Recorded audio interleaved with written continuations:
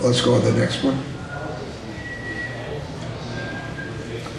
I got pretty excited about the spraying of raw milk, and so I started checking around with other people, and they said, oh, you need to be spraying this and that and so on. And one thing that a lot of people recommended was molasses.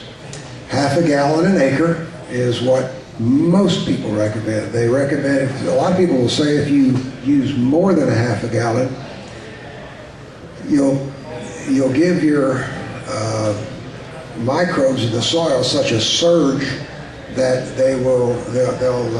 their numbers will increase, and then they won't have enough food to maintain that growth, and they'll die back.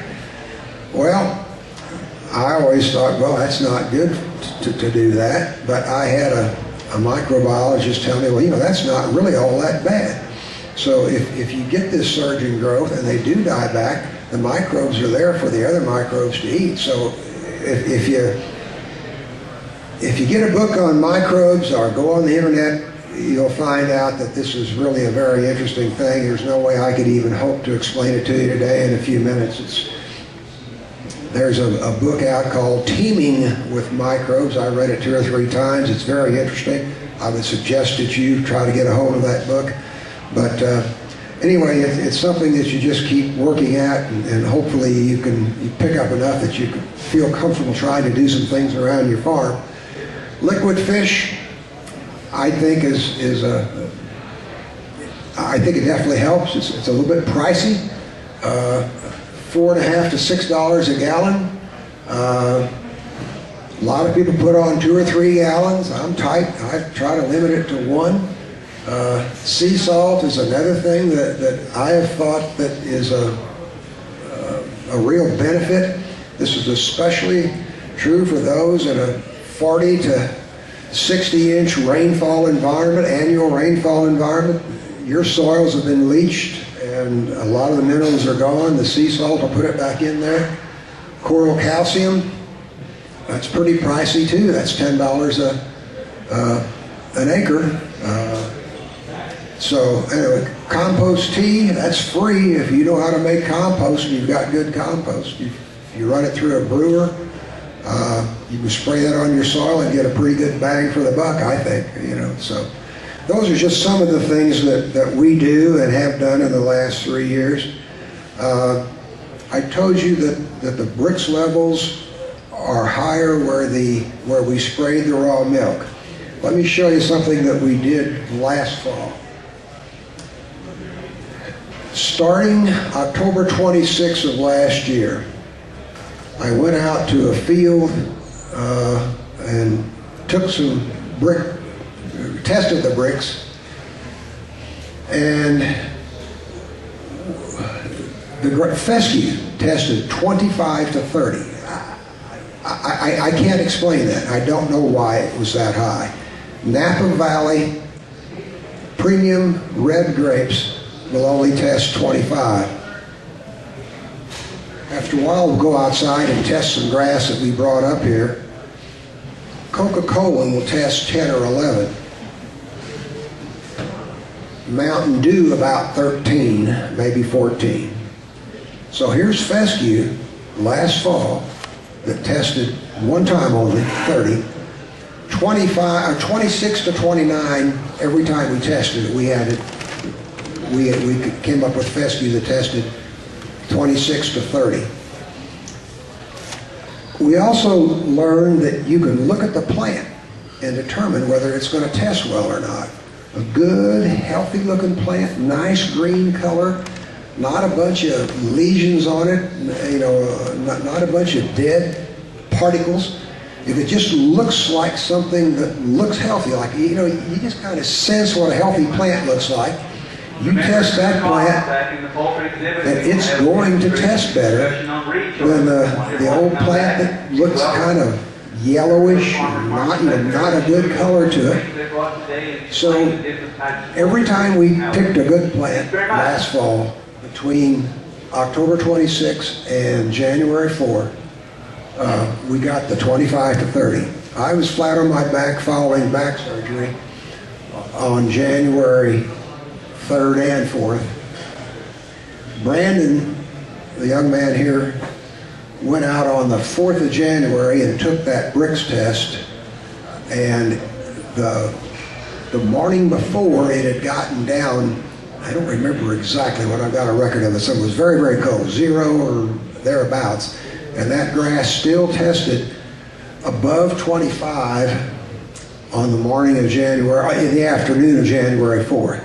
So fescue will hang in there with you. I don't know why or how. You know, the government will spend $1 zillion doing stuff that doesn't need to be done. But you ask them to spend $1 to test something that makes sense for a farmer, and they're not going to spend that $1. And that's the one time they're thrifty. But we ought to be running tests on this stuff to find out why fescue will do this, why will milk help, what does molasses do, what will liquid fish do.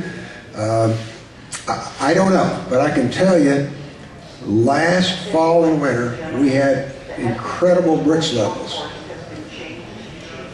This year, following a drought that we all know about, our bricks levels were down considerably. Oh, on that second bullet there, October 26th, what I didn't say here was that the worst fescue we saw last fall and winter was 21.5. We had nothing that would test below 21.5.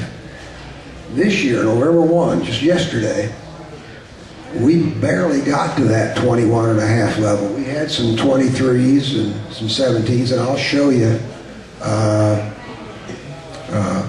I will show you those results in a minute. Archer grass and white clover last year was roughly 5 points below the fescue. Now, that kind of flies in the face of what we think grass quality ought to be. I think we all think that, oh, clover is a whole lot better than fescue. Well, when you're looking at protein, you might be right, but when you're looking at energy, at least in the fall and the winter, that fescue is hard to beat. I think that shows you why fescue can be a great grass if you stockpile it and take your cows through the winter on it. Okay, the next one. Brandon pulled these samples October 28th, just 4 days ago. On the left-hand side, you got the 4 different fields. If you'll come down 3, you'll see the apple archery. That's the field that we sprayed the milk on back in 2010. The ridge field, the 4th one down, that's the one that last year had the bricks of 26 to 30 throughout the fall and winter. This year, we had 3 samples from that field, 19, 20, and 22. So this is the best we could do this year. I don't know why, I just don't know. Let's go to the next slide. If you will talk to this gentleman up here in the front row, Greg Judy, there's a guy back there with the white hat on, Mark Bader, they'll tell you that you want to graze the top of the plant if you want the most energy. So we went out and measured our plants. The top 2 inches in the field that we call the pony field, the bricks there was 20, the top 2 inches.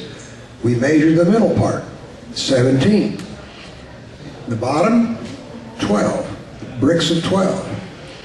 Now that tells you why if you let your cows eat the whole plant, that's why she's going to be all pooping awful loose. She's not getting the energy to keep that stool solid. But if you're